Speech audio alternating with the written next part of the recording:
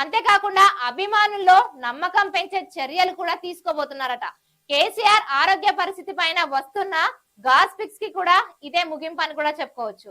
నేను రాజకీయాల నుంచి తప్పుకోవడం లేదని 2028 వరకు పోరాటమే అనే సంకేతం కూడా ఇవ్వవచ్చు అన్నది. అంతేకాకుండా ఫైటర్ కేసీఆర్ మళ్ళీ యాక్షన్ లోకి వస్తున్నారన్న సంకేతం కూడా ఈ సభ ద్వారానే తెలుస్తోంది. ఇక భవిష్యత్తు దిశ అంటే మిషన్ 2028 వచ్చే స్థానిక సంస్థల ఎన్నికలకు సన్నద్ధతమే. బీజేపీ కాంగ్రెస్ పైన ఇద్దరిని సమంగా విమర్శించడం ద్వారా మూడో శక్తికి బీఆర్ఎస్ ను కూడా స్థిరపరిచే యత్నం కూడా జరగచ్చు. ఇక బీఆర్ఎస్ కార్యకర్తలల్లా జోష్ పెంచే సభగా కూడా మారనున్న చెలో వరంగల్ సభ.